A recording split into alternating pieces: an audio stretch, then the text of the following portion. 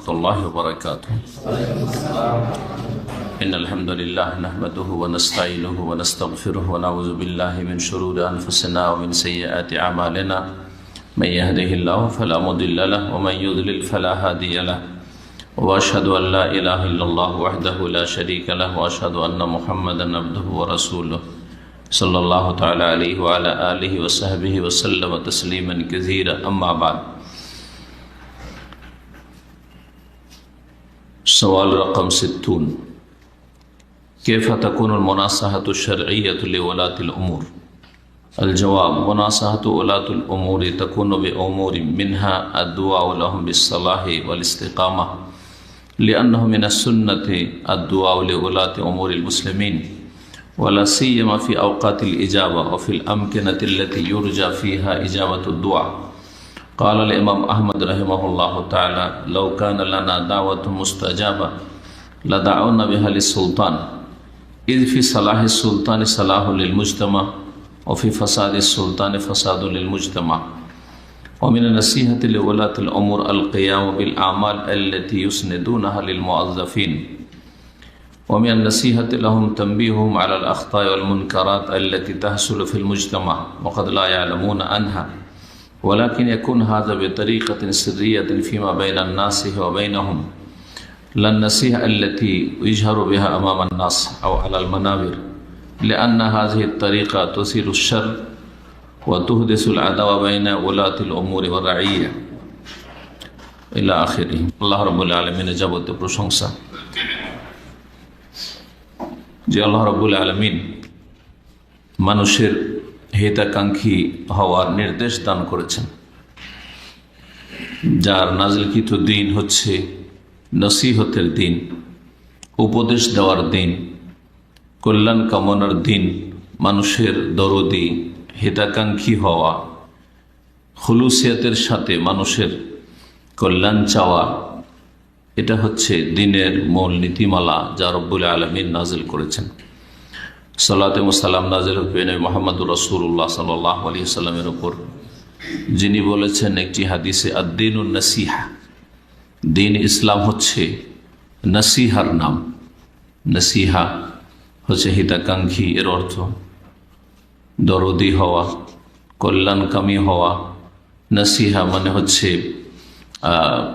কল্যাণের উদ্দেশ্যে উপদেশ দেওয়া, এ হচ্ছে নসিহা। আজকে আমরা শেখ সালেহুল ফৌজান হাফিজাহুল্লাহ তাআলা, সৌদি আরবের বর্তমান সবচেয়ে বড় আলেম বলা যেতে পারে, তার প্রশ্ন উত্তর, তাকে যে প্রশ্নগুলি করা হয়েছে আকীদা মানহাজ সম্পর্কে, আর তিনি উত্তর দিয়েছেন এই কিতাব থেকে। আজকে আমাদের এই মানহাজের পর্ব নম্বর হবে 12। এতে আলোচনার বিষয়বস্তু হচ্ছে মুসলিম শাসকদের শরীয়ত সম্মত নসিহত কেমন করে করবেন, ওদের নসিহা কি তরিকায় করবেন, পদ্ধতিটা কি হবে। তাদের ভুল ত্রুটি আছে, প্রত্যেক মানুষের যেমন ভুল ত্রুটি থাকে তেমন মুসলিম শাসকদেরও ভুল ত্রুটি আছে, কারো কম, কারো বেশি, কারো ছোট, কারো বড়, কিন্তু ভুল মুক্ত কেউ নেই। যেমন সাধারণ জনগণ নেই, তেমন তাদের শাসক গোষ্ঠীও ভুলের ঊর্ধ্বে নয়, পাপের ঊর্ধ্বে নয়, অন্যায়ের ঊর্ধ্বে নয়। তো এদেরকে নসিহত শরীয়ত সম্মত কেমন করে করবেন, এ হচ্ছে প্রশ্ন নম্বর 60 এই কিতাবের আসইলাতুল মানাহিজিল জাদীদা থেকে।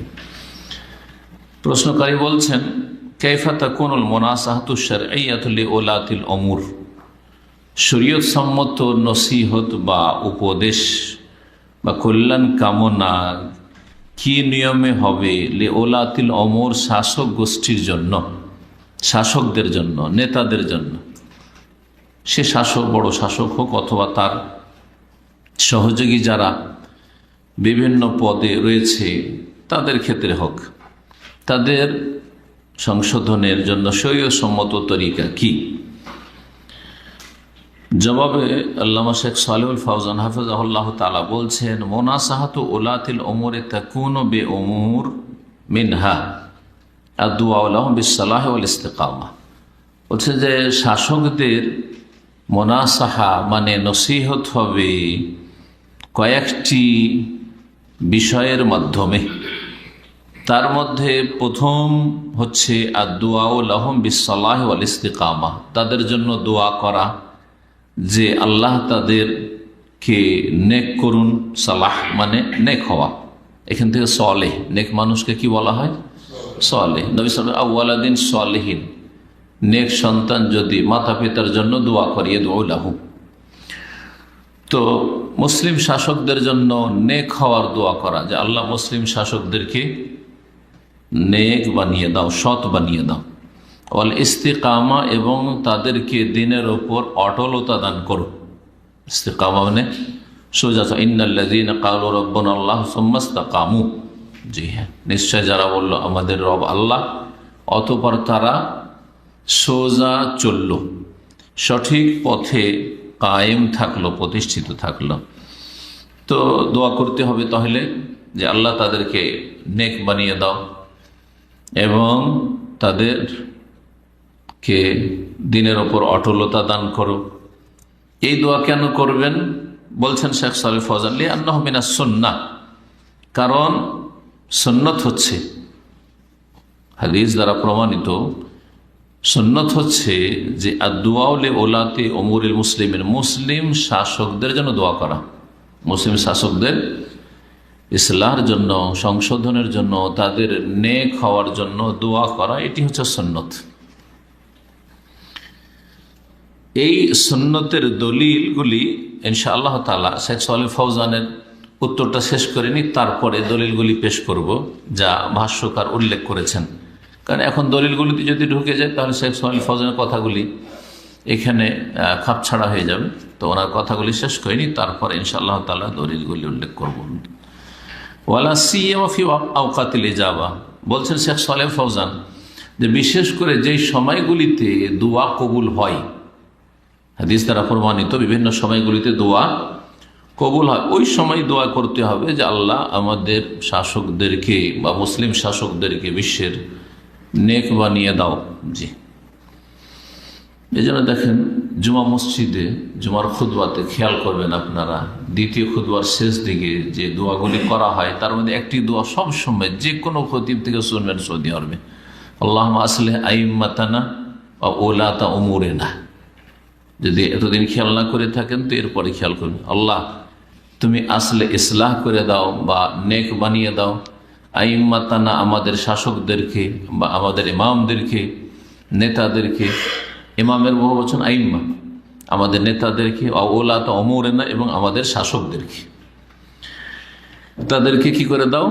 আসলেহ, তাদের ইসলাহ করো, তাদের নেক বানিয়ে দাও, হ্যাঁ, তাদেরকে সালাহ নেক জীবন দান করো।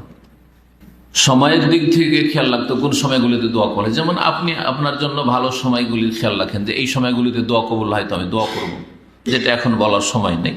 এর জন্য আর একটা বিষয় আমাদের আলোচনা আছে, পাবেন ইনশাআল্লাহ তাআলা, অথবা আরও কোরআন হাদিসে যারা আলেম আছে তাদের আলোচনায় পাবেন কোন কোন সময়গুলিতে দোয়া কবুল হয়। আপনাকে একজন মুসলিম হিসাবে জানতে হবে, যেহেতু আপনার প্রয়োজন সবসময় দোয়া। এবং বিশেষ বিশেষ বেশ কিছু স্থানও আছে, সেই স্থানগুলিতে দোয়া কবুল হয়। যেমন কিছু মুহূর্ত সময় আছে ওই সময়গুলিতে বেশি দোয়া কবুল হয়, তেমনই কিছু স্থান আছে যেগুলিতে দোয়া বেশি কবুল হয়। ওয়াফিল আমকিনা, এবং ওই জায়গাগুলিতে দোয়া করতে হবে আল্লাতী ইউরজা ফিহা ইজাবাতুদ দুআ, যেই জায়গাগুলিতে দোয়া কবুলের আশা করা যেতে পারে। দোয়া কবুলের জায়গা জানা আছে আরাফাতে, আজানে কামাতের মাঝখানে, ওটাও সময় সফর অবস্থায় দোয়া কবুল হয়। ঠিক সফরে যখন আছেন যেখানে জায়গার মধ্যে সাফা মারওয়ার উপরে দোয়া কবুল হয়, সাফা মারওয়ার উপরে, এই জন্য তো সাফা তার মারওয়াতে দোয়া আছে, সাফা এবং মারওয়া পাহাড়ের উপরে দোয়া কবুল হয়। তারপরে দোয়া কবুল হয় জামরাতে পাথর মেরে, দুই জামরাতে, জি হ্যাঁ, দোয়া কবুল হয়। ইমাম আহমদ রাহিমাহুল্লাহর উক্তি আছে শাসকদের ক্ষেত্রে দোয়া করার ব্যাপারে, বলছেন লাউ কানা লানা দাওয়াতু মুস্তাজাবা, তিনি বলতেন যে আমার দোয়া যদি কবুল হইতো এটা নিশ্চিত জানতাম। কার যে কখন দোয়া কবুল হয় এটা তো জানা নাই, না জানা আছে? কেউ বলতে পারবে না যে আমার দোয়া সবসময় কবুল হবে। কেউ যতই নেক লোক হন, হ্যাঁ, আমার সব দোয়া কবুল হবে এটা কারো পক্ষে বলা সম্ভব নয়, একমাত্র রাসূলুল্লাহ সাল্লাল্লাহু আলাইহি ওয়াসাল্লাম যার কাছে ওহী হয় সেটা আলাদা কথা। কিন্তু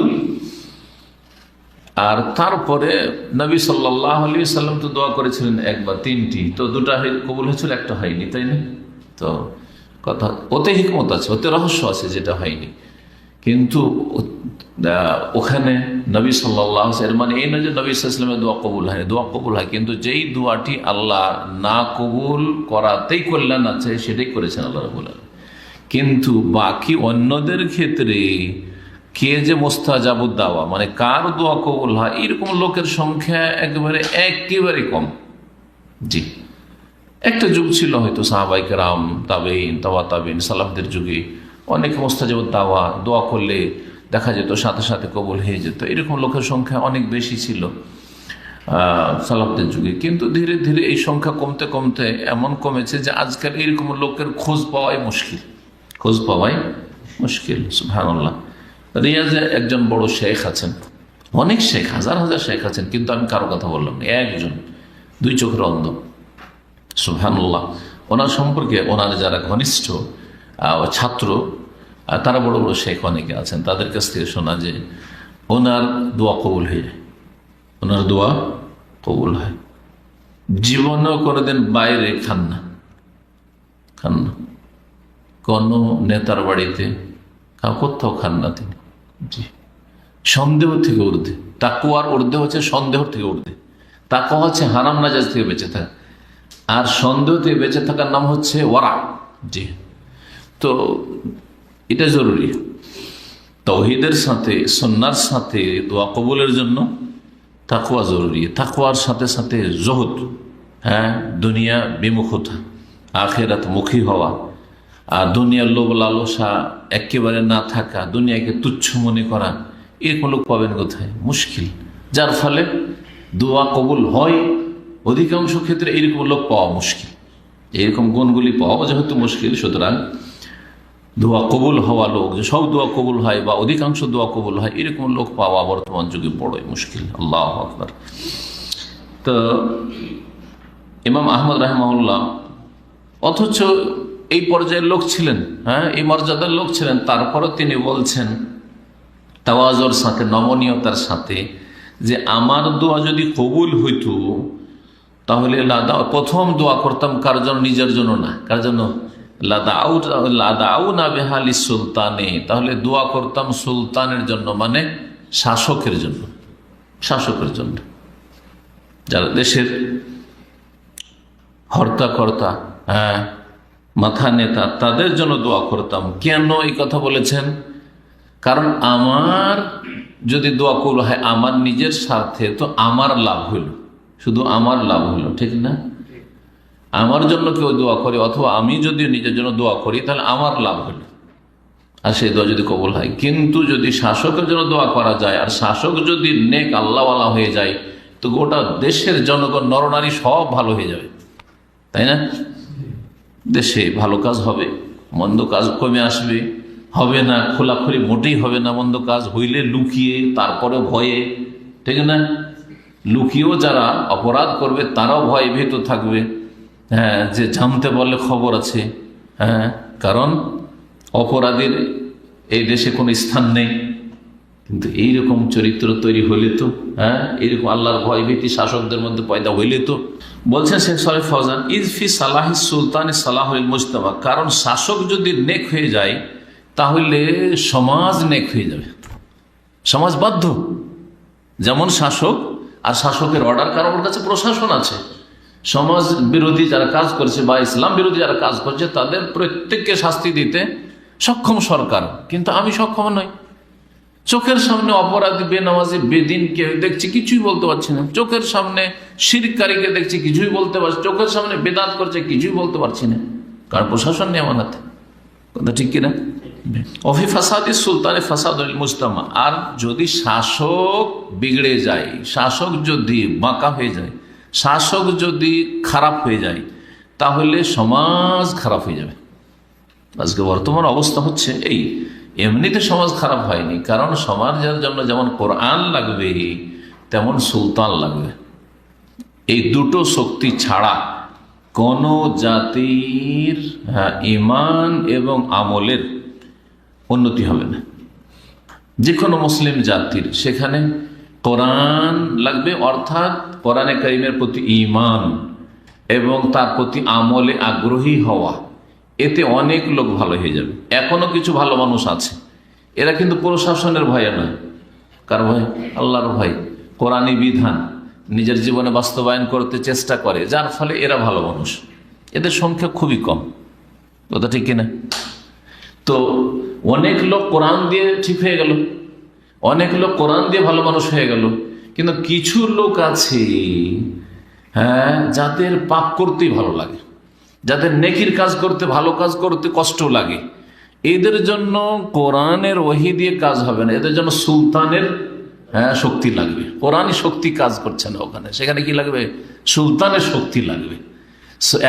একদিকে সুলতান আর একদিকে কোরআন, দুটো যদি থাকে, এক হাতে কোরআন আর আরেক দিকে হচ্ছে প্রশাসনের ক্ষমতা, এই দুটোর প্রয়োগ যদি হয় তো যে কোনো জাতি সোজা হতে বাধ্য, যে কোনো জাতি সোজা হতে বাধ্য। হয় আল্লাহর ভয়ে হবে, পরকালে চিনতে হবে, কোরআনে কারীমের বাস্তবায়ন করে জান্নাতের আশায় হবে, জাহান্নাম থেকে বাঁচার জন্য ভালো হয়ে যাবে।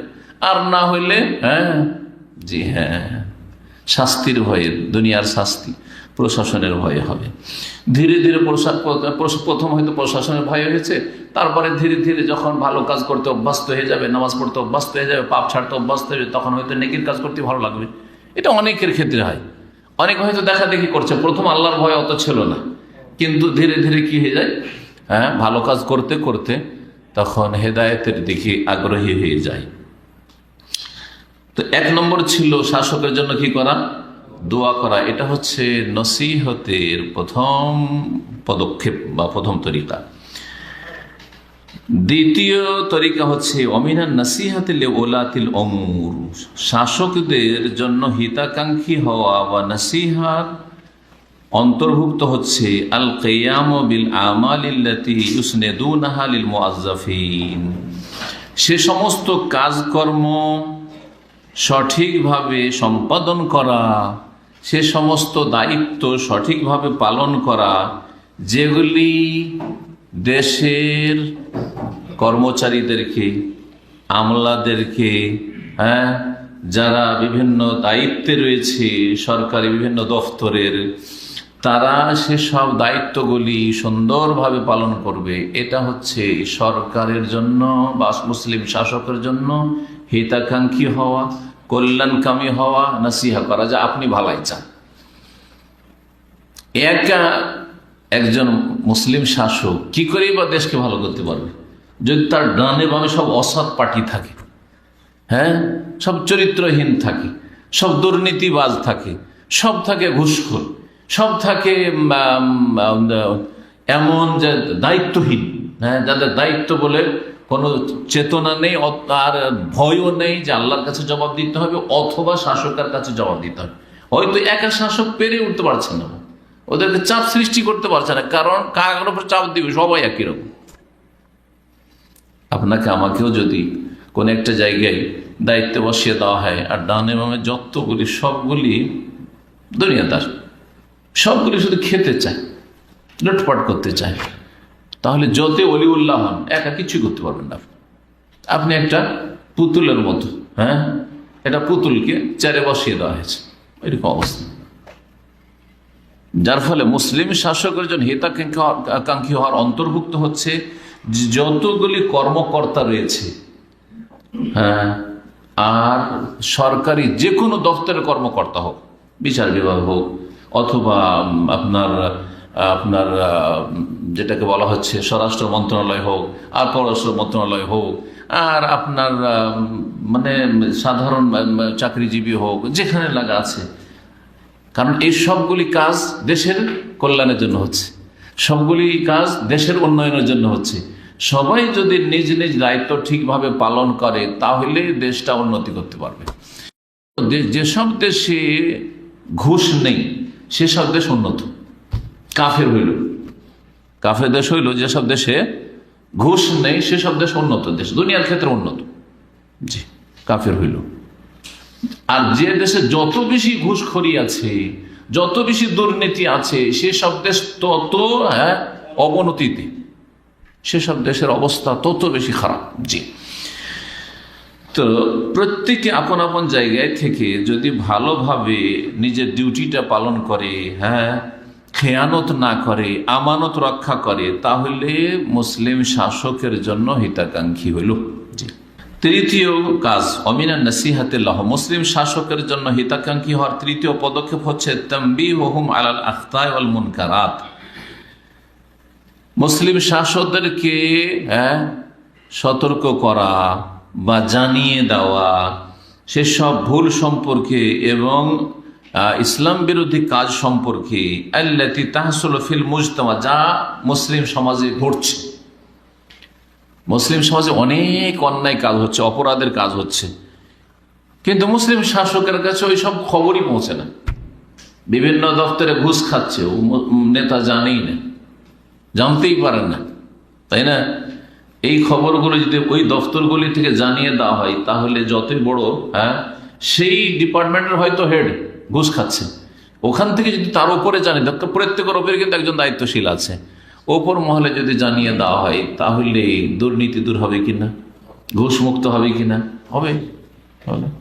ঘুষখোর বড় বড় অফিসাররা যদি দু চারটা অ্যারেস্ট হয় আর সেগুলি প্রচার মাধ্যমে চলে আসে যে এই বড় বড় অফিসার অমুক দফতরের ঘুষ খাওয়ার জন্য অ্যারেস্ট হয়েছে আর তার এতদিনের সাজা হয়েছে, তাহলে বাকি যেগুলি ঘুষখোর সেগুলি সতর্ক সাবধান হবে না? এই যে আল্লাহর ভয় যদি নাও থাকে তো মান সম্মান চলে যাবে, এর ভয় তো অবশ্যই আছে। মান ইজ্জত রক্ষা করতে হবে আর চাকরি রক্ষা করতে হবে, অমুকের চাকরি চলে গেছে, চাকরি রক্ষা করতে হবে, এইসব তো ভয় অবশ্যই আছে। বলছেন ওয়াকাদ লা ইয়ালামুন আনহা, অনেক এই বিষয়গুলি সম্পর্কে জানেও না, মুসলিম সরকার জানেও না এইসব বিষয় সম্পর্কে। জি, তো জানাইতে হবে। কোথাও ব্যভিচার হচ্ছে, কোথাও মদের কেনা বেচা হচ্ছে, কোথাও সমকামিতা হচ্ছে, কোথাও আর ওই অন্য ধরনের অপরাধ হচ্ছে, যে কোনো রকমের অপরাধ হোক না, অত অপরাধের শেষ নেই। তো এত অপরাধ রয়েছে মুসলিম সমাজে বা মুসলিম দেশগুলিতে ছড়িয়ে আছে, এগুলি জানিয়ে দিতে হবে।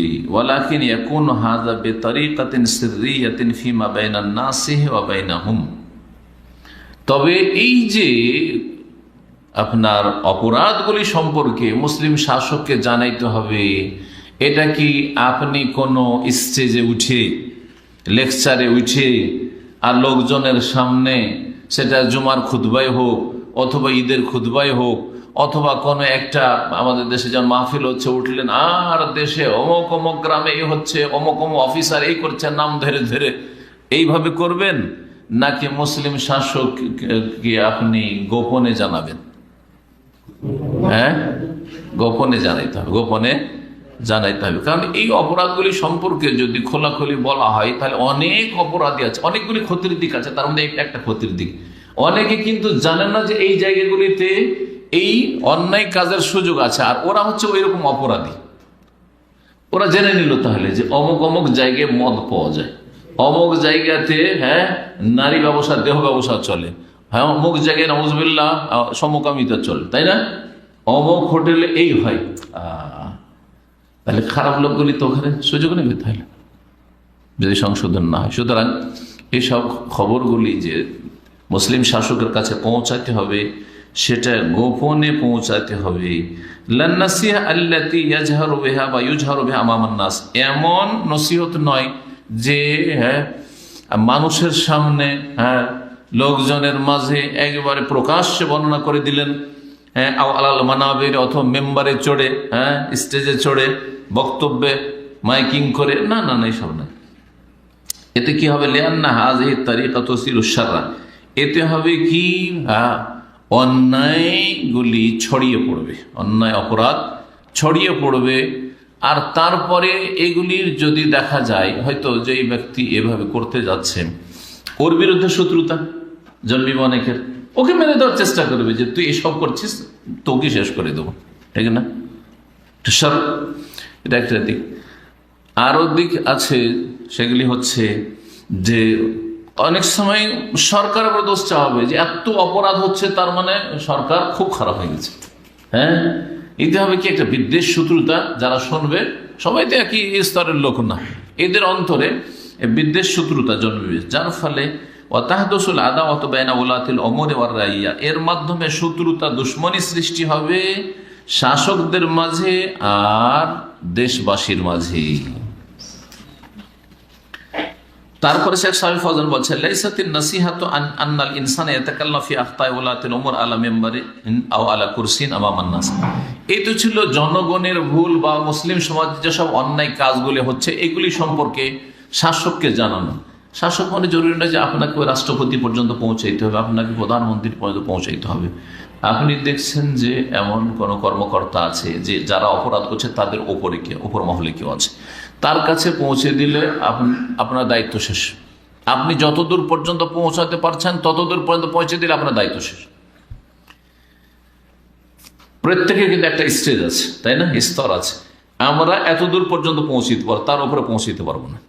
তারপরে যাদের পর্যন্ত আমরা পৌঁছিতে পারবো তারা কিন্তু আরো অনেক উপর পর্যন্ত পৌঁছিতে পারবে। হ্যাঁ, কথা ঠিক না? তারপরে যার কাছে ওরা পৌঁছালো তারা হয়তো ওপর পর্যন্ত একবার ওপর মহল পর্যন্ত পৌঁছিতে পারে। আছে না নেই? সব জায়গায় আছে, সব দেশে আছে এরকম। তো এটাই যথেষ্ট, জরুরি নয় এই অজুহাতগুলি। যারা জঙ্গি মনোভাব রাখে আজকাল, ওরা এই কথা বলে আজকাল কোথায়, আজকাল এত সিকিউরিটি, এত পাড়া, কোথায় এইসব কথা পৌঁছাইতে পারবো? আমরা তো পৌঁছাইতে পারবো না। সুতরাং সরকার বিরোধী কথা বলে মানুষের রক্ত গরম করে দিয়ে মনে করে যে খুব দেশের কল্যাণ করলাম, হ্যাঁ খুব জাতির কল্যাণ করলাম, না আরো শত্রুতা পয়দা হইল। আর আপনাকেও চিহ্নিত করে ফেললো শাসকরা, কারণ ওরা ওদের মধ্যে তো জুলুম অত্যাচার আছে। তারপরে তখন আপনাদের মতো যত লোক আছে ওদের পিছনে লেগে গেল যে এদেরকে ধর, হ্যাঁ দেখ কোথায় আছে। হ্যাঁ, এই হলো অবস্থাটা আর কি। নাসিহার অন্তর্ভুক্ত এটা নয় যে মানুষ শাসকদের ভুল ত্রুটি সম্পর্কে কথা বলবে মেম্বারে চড়ে। জনগণের ভুল ত্রুটির কথা এতক্ষণ হলো, এখন শাসকদের ভুল ত্রুটি। শাসকদের অনেক ভুল ত্রুটি আছে। এখন এই ভুল ত্রুটিগুলি স্টেজে চড়ে বলবো, হ্যাঁ এখানে এসে আপনাদের সামনে বলবো, এটা ইসলামিক তরিকা নয়। আও আলা কুরসিন আমামান নাস, চেয়ারে বসে গেছে, স্টেজে বসে গেছে, অথবা মেম্বারে দাঁড়িয়ে গেছে আর বলছে হাযা লা ইয়াখদুমুল মাসলিহা, এতে লাভ হবে না। ওয়া ইন্নামা ইয়াজিদুশ শাররা শাররান, বুরাই আছে, অন্যায় আছে, আরো অন্যায়কে বৃদ্ধি করবে। যতটা অন্যায় আছে আরো অন্যায়কে কি করবে? বৃদ্ধি করবে। কিছু ভালো মানুষ ছিল, যে ভালো মানুষগুলিকে তখন কোণঠাসা করা হবে, হ্যাঁ সেগুলিকে ভিতরে ঢুকিয়ে দেওয়া হবে, সেগুলির পিছনে লেগে যাবে, যেখানে সেখানে এমন করে দেবে। দেখেন এই কারণে অনেক লোকেরা আজকাল যে বর্তমান পরিস্থিতি, অনেক লোকেরা দাড়ি রাখতে চায়, কিন্তু একদিকে ইমান দুর্বল, রাখবো কি রাখবো না, আর একদিকে দাড়ি রাখলে বিভিন্ন জায়গায় হয়রানির যে আশঙ্কা, যার ফলে না ভাই ওসব ঝামেলাই যাব না, ওইসব ঝামেলাই যাব না। যাক, পিছনে কারণ কি? কারণ হচ্ছে এক শ্রেণীর জঙ্গিরা যে দাঁড়িয়ে রাখলে তো জঙ্গি বলবে, হ্যাঁ কারণ দাঁড়িয়ে দেখে দেখে তো ধরছে। এক শ্রেণীর এইরকম জঙ্গিদের কারণে এই অবস্থা তৈরি হয়েছে।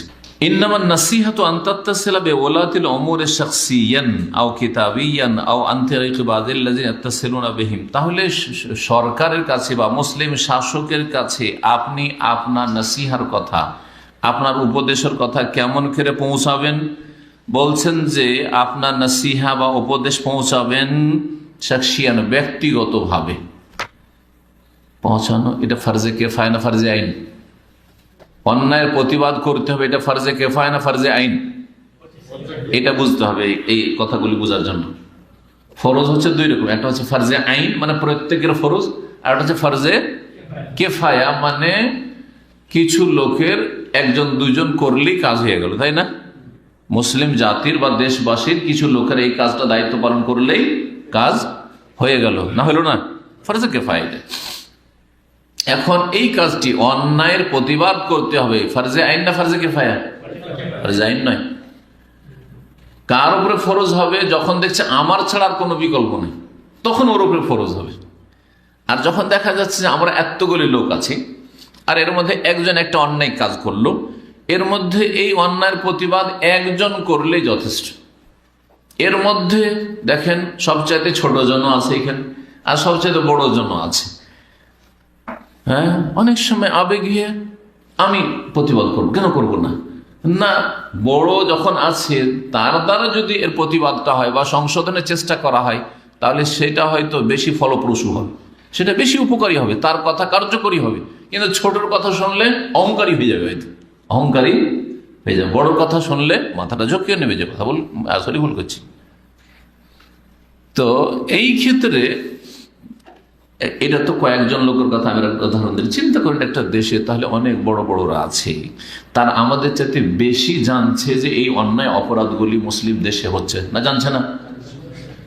জানছে কতটা অন্যায় অপরাধ হচ্ছে, তারা আমাদের চাইতে বেশি জানছে। যখন আমাদের চাইতে বেশি জানছে, তাদের দায়িত্ব বেশি না আপনাদের মতো আম জনগণের দায়িত্ব বেশি? তাদের দায়িত্ব বেশি।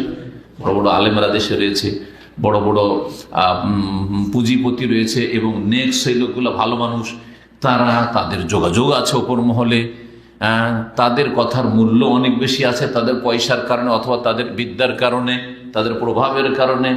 সুতরাং তারা যদি এই কাজটা করে দেয় তো ফার্জে কেফা আপনাদের পক্ষ থেকে আদায় হয়ে গেল। যদি না যে আপনাকে বলতে হবে এই কথা, আমাকে বলতে হবে, অথবা সবাইকে বলতে হবে, না, ফার্জে আইন তো না। এই কথাগুলি একটু ঠান্ডা মেজাজে বুঝতে পারবেন। আচ্ছা, কেউ যদি আদায় না করে তাহলে তখন সবাই গুনাহগার, বোঝা গেছে? তো এই ক্ষেত্রে বড়রা বেশি জিজ্ঞাসিত হবে না ছোটরা জিজ্ঞাসিত হবে? বড়দেরকে, যার যত বেশি আল্লাহ শক্তি ক্ষমতা দিয়েছেন, যত যাকে বড় করেছেন তার ওপর তত বড় ফরজ করেছেন।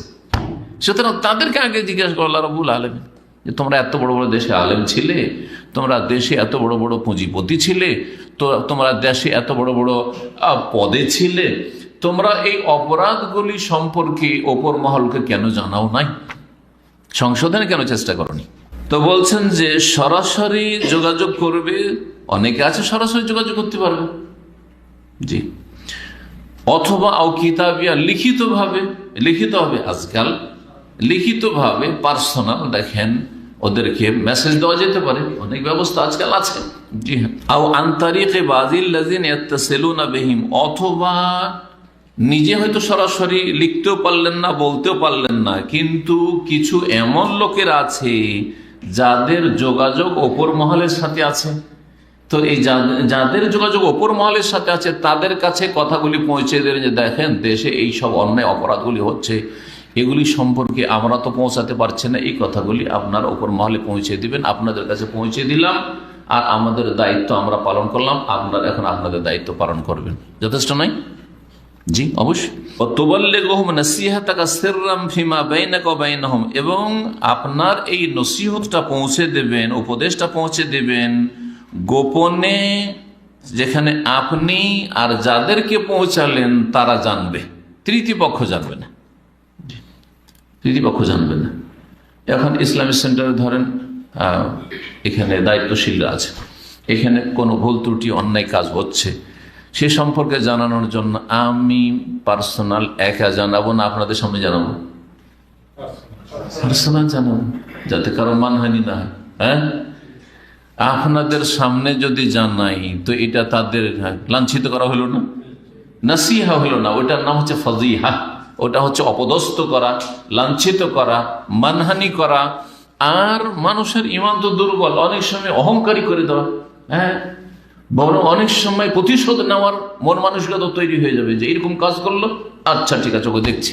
শেখ সালেহ ফৌজান বলছেন ওয়ালাইসা মিনান নাসিহাতি আইযান আন্নানা নাকতুবু নাসিহাতান, এই তরিকাগুলি বিভিন্ন দেশে আছে, সেজন্য বলছেন যে এটাও উপদেশের তরিকা নয়, এটাও নসিহার পদ্ধতি নয় যে আমরা একটা নসিহা উপদেশ লিখলাম, মানে দেশে এই অন্যায়গুলি হচ্ছে, অপরাধ হচ্ছে, এটা লিখার পরে কি করলো, ওয়ানাদুরু বিহা আলান নাস, আর তারপরে জনগণের কাছে যাচ্ছে, গ্রামে গ্রামে, বিভিন্ন শহরে, বিভিন্ন লোকের কাছে যাচ্ছে, আর যাওয়ার পরে বলছে যে আপনারা সব সাইন করেন, পিটিশন দেবো সরকারের কাছে, আমরা কি করব, প্রতিবাদ লেটার লিখেছি, এতে আপনারা সাইন করেন যে আমরা সব এটাকে সমর্থন করছি, করে না?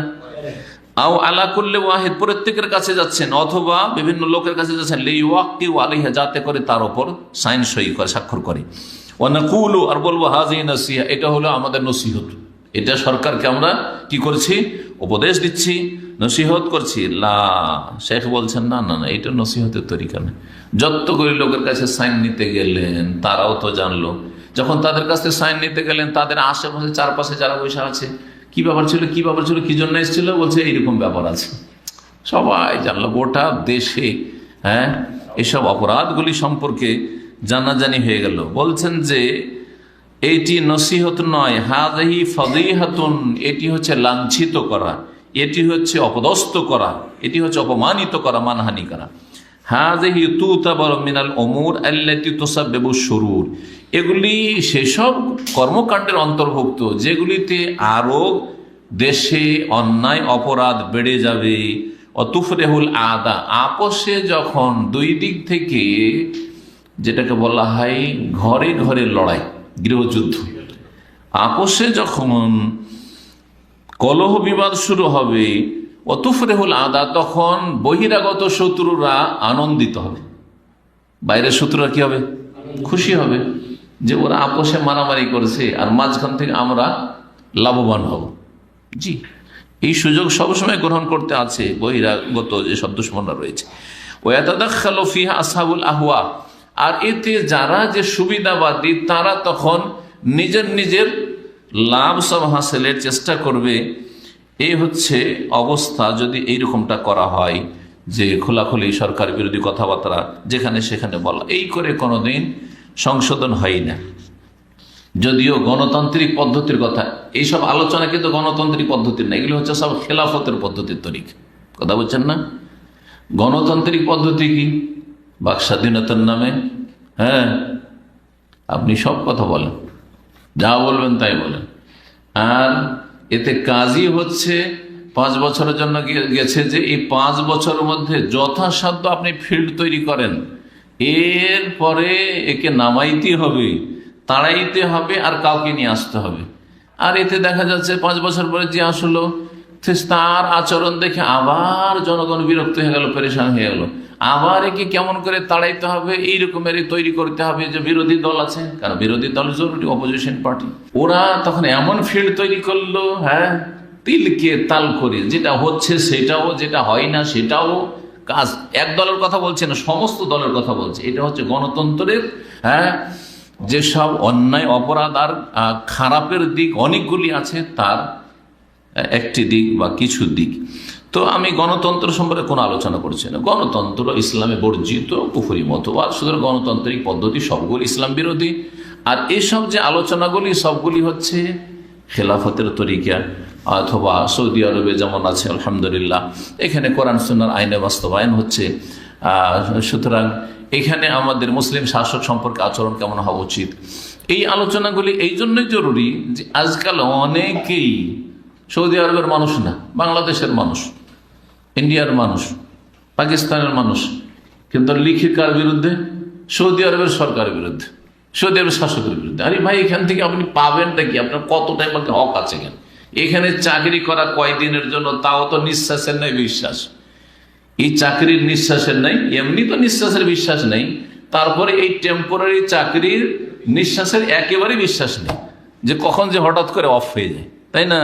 আর তার মধ্যে এত বিদ্বেষী মনোভাব, আর উঠে পড়ে লেগে যাওয়া, অভিযান চালানো একবারে আজকাল সোশ্যাল মিডিয়াতে সৌদি আরবের বিরুদ্ধে লেখালেখি, যেটা আজকে পৃথিবীর মধ্যে ভুল ত্রুটি থেকে কেউ মুক্ত না, কিন্তু এই সমস্ত দেশের মধ্যে মোটামুটি একটা আদর্শ দেশ, যে অন্তত ইসলামের আইনের বাস্তবায়ন আছে, ইসলামিক আদালত আছে, যেখানে কাজীগুলো সব আলেম শেখ, তারা কোরআন হাদিস পড়া পৃথিবীতে কোথাও আছে কোনো মুসলিম দেশে? যে কোনো মুসলিম দেশে সৌদি আরব ছাড়া আদালতের জজ হাকিম হওয়ার জন্য পশ্চিমা আইন পড়া লোক লাগবে, ইসলাম পড়ার লোকের সামান্যতম কোনো মূল্য নেই, নাকি বুঝেন না?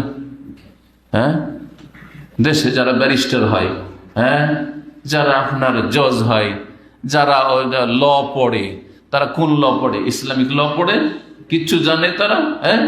আর ইসলামের ল পড়লে কোনো মূল্য আছে? যে শরিয়ার উপর পিএইচডি করে এসছে, ইসলামিক ল এর উপর তার কোনো মূল্য আছে? 4 পয়সা মূল্য নেই তাদের কাছে।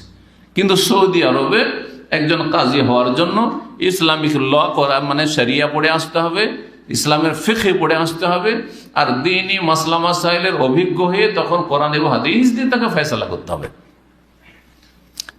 তাহলে কতটা পার্থক্য অন্যান্য দেশের সাথে সৌদি আরবের এখন আছে চিন্তা করুন। আর আজকাল সৌদি আরবের বিরুদ্ধে বেশি সোচ্চার এক শ্রেণীর গোমরাহ লোকেরা, যার ফলে এই বিষয়গুলি নিয়ে আলোচনা করা অত্যন্ত জরুরি, যাতে করে ইসলামের মানহাজটা আমরা বুঝি যে মুসলিম শাসকদের সংশোধনের পদ্ধতিটা কি, মুসলিম শাসকদের সংশোধনের পদ্ধতিটা কি।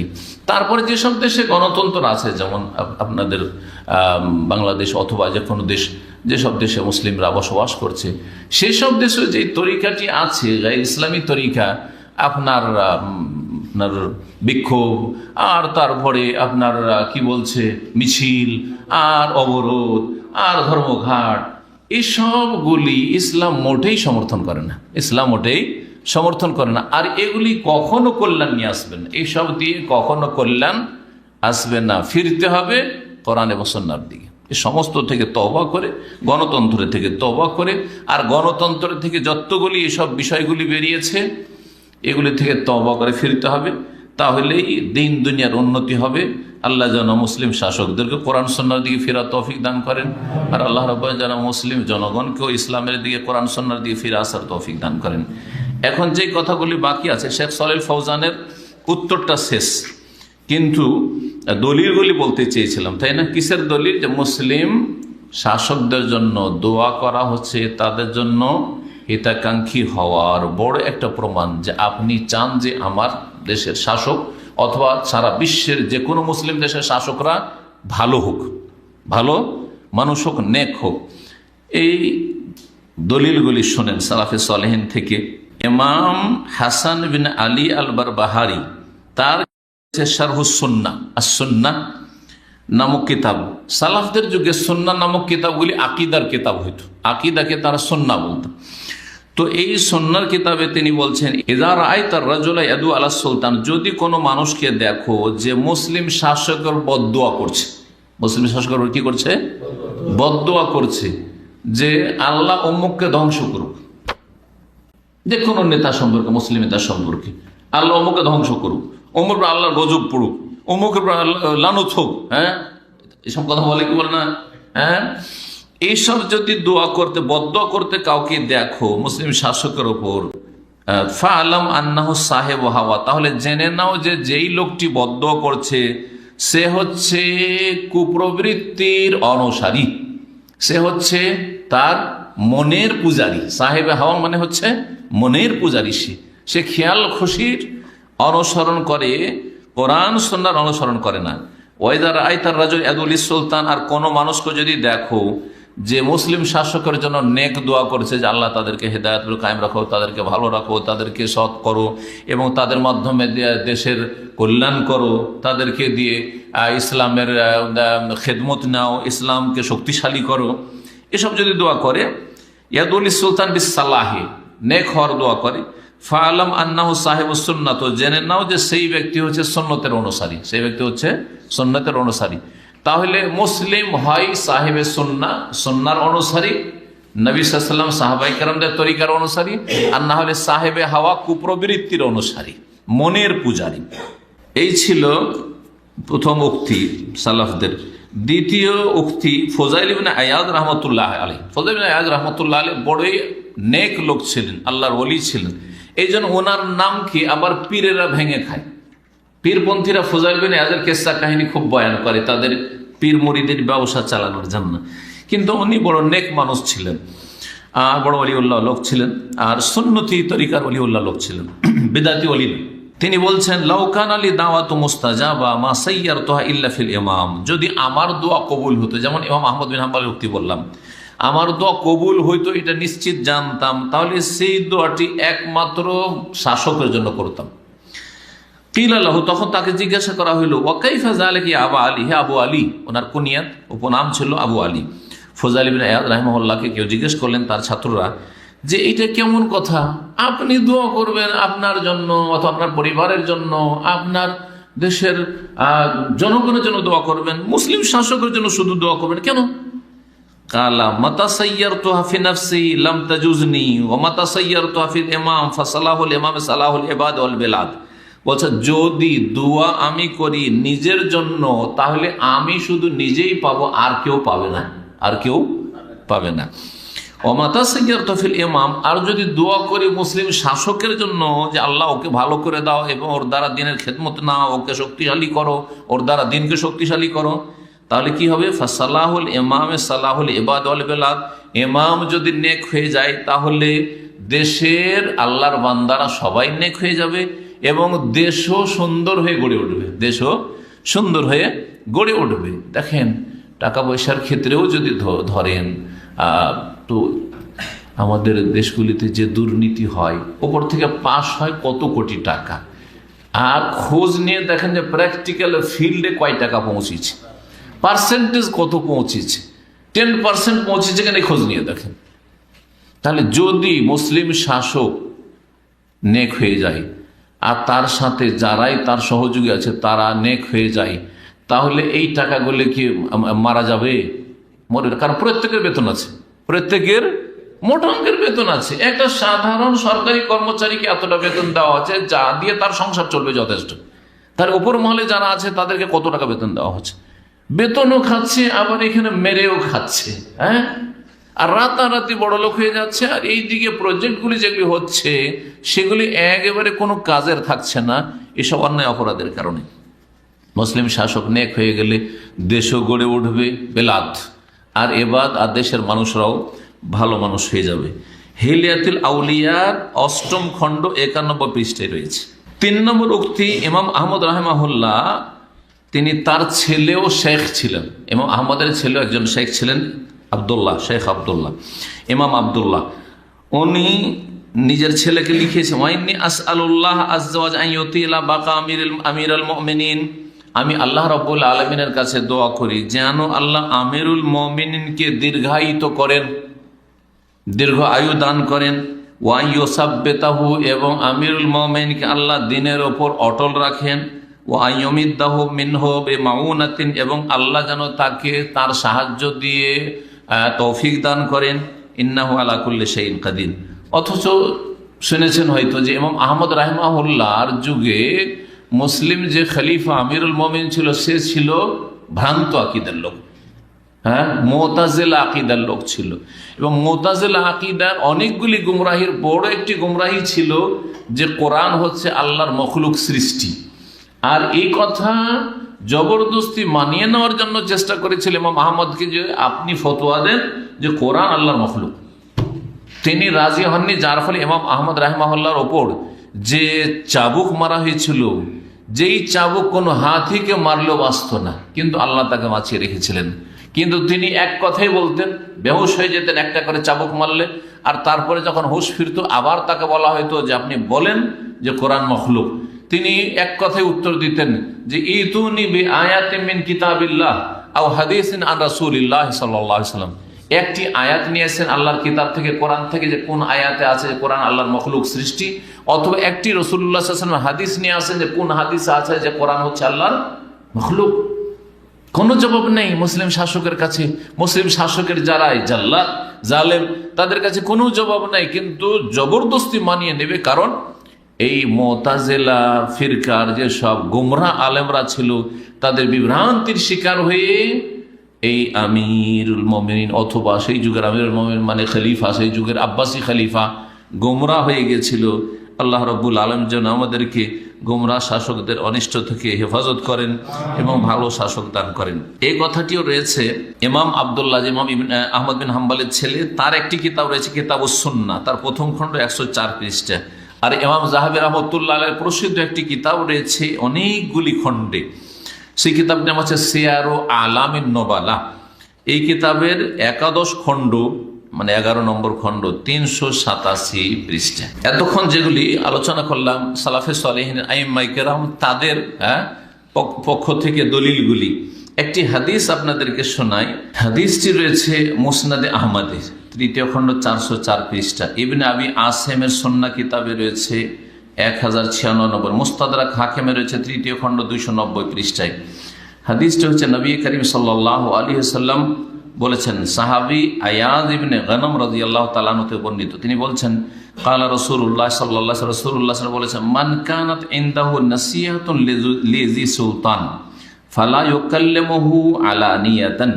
কারো কাছে যদি উপদেশ দেওয়ার থাকে শাসককে, যে আমি শাসককে একটা ভালো উপদেশ দেব, নসিহত করব, শাসককে একটা ভালো কথা বলবো, সংশোধনমূলক কথা বলবো, বলছেন যে ফালা ইউকাল্লিমুহু বিহা আলানিয়া, তাহলে প্রকাশ্যে যেন না বলে। শাসক দরবার সাজিয়ে বসে আছে, হ্যাঁ, আর শত শত লোক সামনে বসে আছে, আর সামনে দাঁড়িয়ে একজন বলল যে হে আমিরুল মোমেনিন, হ্যাঁ, হে অমুক সাহেব, হ্যাঁ, মহামান্য অমুক সাহেব, আপনার মধ্যে এই দোষ আছে, অথবা দেশে এইসব অন্যায় কাজ হচ্ছে, আপনি জানছেন আর সংশোধন করছেন না। না না, এটা তরিকা না, এইরকম কাজ করবে না, লোকজনের সামনে প্রকাশ্যে বলবে না। ওয়ালিয়াখুয বিয়াদিহি, নবী সাল্লাল্লাহু বলছেন, বরং তার হাতটা ধরে আলাদা করে নিয়ে চলে যাবে। ওয়ালিয়াখলু বিহি, এবং তাকে নিয়ে নির্জনে চলে যাবে, কেউ যেন কথাটা না শুনে, কেউ যেন কথাটা না শুনে। ফাইন কাবেলাহা কাবেলাহা, তারপরে তাকে নসিহতটা একাকী বলেন, নির্জনে বলেন। যদি সে সাদরে গ্রহণ করলো যে ঠিক আছে, ওকে আমি ঠিক করে দেবো, দেখছি আশ্বাস দিচ্ছি ইনশাআল্লাহ তাআলা আর এরকম হবে না, অথবা আমার এই ভুলটা তুমি ধরিয়ে দিলে জাযাকাল্লাহ খাইর, আর এইরকম ভুল আমার দ্বারা হবে না, অথবা আমার আন্ডারে যা হচ্ছে দেশে এগুলো হতে দেব না। কবুল করলো তো করলো তোমার কথা, ওয়াইল্লা কানা কাদ আদাল্লাযী আলাইহি ওয়াল্লাযী লাহু, আর যদি নাও কবুল করে, তোমার কথাকে রিজেক্ট করে, রদ করে দিল, হ্যাঁ, যাও যাও যাও, তোমাকে এই বলার কে অধিকার দিয়েছে এখানে, বলে তোমাকে ধাক্কা দিয়ে বের করে দিল, তাহলে কমপক্ষে তুমি তোমার দায়িত্ব পালন করে দিলে। অথবা চক্ষু লজ্জাতে আচ্ছা আচ্ছা আচ্ছা ঠিক আছে বললো, মাথা ঝুঁকালো, কিন্তু কোনো সংশোধন, হ্যাঁ, নিজের দোষ থাকলে নিজের সংশোধন করলো না, অথবা দেশে যেসব অন্যায় অপরাধ হচ্ছে সেগুলির সংশোধন করার চেষ্টা করলো না, তাহলে আপনি আপনার দায়িত্ব পালন করে দিলেন, এবং তার যেটা হক ছিল যে আদ-দীনুন নাসিহা, আপনাকে খায়রখাহি করতে হবে, তার কল্যাণ কামনা করতে হবে, তাকে উপদেশ দিতে হবে, সেই হকটাও তাকে আদায় করে দিলেন আপনি। এই হাদিসটি হচ্ছে হাদিসুন হাসান। তাহলে একটি হাদিস পেলাম, আর একটি হাদিস শুনে সহিহ বুখারীতে রয়েছে, সহিহ বুখারীতে রয়েছে। আবু ওয়াইল শাকীক রাদিয়াল্লাহু তাআলা আনহু বর্ণনা করেছেন, একবার সাহাবীরা উসমান রাদিয়াল্লাহু তাআলা আনহুর খেলাফত আমলে ওসামা বিন যায়েদকে বললেন, লাউ আতাইতা ফুলানান, আপনি যদি অমুকের কাছে যেতেন। অমুক কে ছিল? বুখারীতে রয়েছে অমুক, নামটা উল্লেখ করা হয়নি, কিন্তু সহিহ মুসলিমের নাম এসেছে। আলা তাদখুলু আলা উসমান, উসমান রাদিয়াল্লাহু তাআলার কাছে আপনি যান না কেন? ওসামা বিন যায়েদ নবী করিম সাল্লাল্লাহু আলাইহি সাল্লামের খুব ভালোবাসার পাত্র ছিলেন, হ্যাঁ, যায়েদের ছেলে যায়েদ বিন হারেসা, কিন্তু নবী করিম সাল্লাল্লাহু আলাইহি সাল্লাম ইসলামের পূর্বে তাকে, হ্যাঁ, নিজের পালক পুত্র বানিয়েছিলেন। এ ওসামার বাপকে কি বানিয়েছিলেন? পালক পুত্র বানিয়েছিলেন, যার কথা সূরা আহজাব আছে, ফালাম্মা কাযা যায়েদুম মিনহা ওয়াতারান। কোরআনে একজন সাহাবীর নাম শুধু আছে, তার নাম হচ্ছে যায়েদ। আর নবী সাল্লাল্লাহু আলাইহি ওয়াসাল্লামের জামানার একজন কাফেরের নাম আছে আবু লাহাব। আর আছে নাকি? আগের কাফেরদের নাম আছে, ফেরাউনের নাম আছে, হামান আছে, কারুন আছে, আছে না নেই? আছে। কিন্তু নবী সাল্লাল্লাহু আলাইহি ওয়াসাল্লামের জামানার এক কাফেরের নাম আছে, যেটা রাসূলুল্লাহ সাল্লাল্লাহু আলাইহি ওয়াসাল্লামের আপন চাচা তাব্বাত ইয়াদা আবি লাহাব। আর একজন সাহাবীর শুধু নাম আছে। কোথাও আবু বকরের নাম আছে, ওমরের নাম আছে, উসমানের নাম আছে, আলীর নাম কোথাও কোরআনে কারিমে আছে, কারোর নাম নেই। আশরা মুবাশশার কারোর নাম আছে নেই, কিন্তু যায়েদের নাম আছে, যে ওই যে যায়েদ রাদিয়াল্লাহু তাআলা আনহু পালক পুত্র, আর পালক পুত্র বিয়ে হয়েছিল যায়েনব রাদিয়াল্লাহু তাআলা আনহার সাথে। আর তারপরে তার সাথে মানে সম্পর্ক ভালো চলছিল না, কারণ যায়েনব ছিলেন কুরাইশ বংশের, আর যায়েদ ছিলেন সে এক যুগে দাস, সেই জন্য একটা বংশীয় ব্যাপার স্যাপার আরবদের মধ্যে আছে, যার ফলে অনেক সময় উঁচ নিচ হলে অনেক সময় স্বামী স্ত্রীতে মিল মহব্বত হয় না। সেটা শুধু আরবদের মধ্যে না, আমাদের মধ্যে যদি খুব উঁচ নিচ ঘরে বিয়ে শাদী হয় তো বিয়ে অনেক সময় টিকানো মুশকিল হয়ে যায়। অনেক ধনীর মেয়েকে যদি আপনি বিয়ে করেন তাহলে আপনাকে কিছুই মনে করবেন না, হয় গোলামি করে থাকেন ধৈর্য ধরে, আর না হইলে আপনাকে বিদায় নিয়ে নিতে হবে, না হয় বিদায় করে দিতে হবে। কথা ঠিক কিনা? এই জন্য সবসময় নিজের কাছাকাছি স্তরে আত্মীয়তা করার চেষ্টা করবেন। বরং নিজের থেকে নিচে যদি আপনি বিবাহসাদী আত্মীয়তার চেষ্টা করেন নিজের অথবা নিজের ছেলে মেয়েদের, এতে সম্মান ইজ্জত পাবেন, আপনার ছেলে মেয়েরা সম্মান পাবে।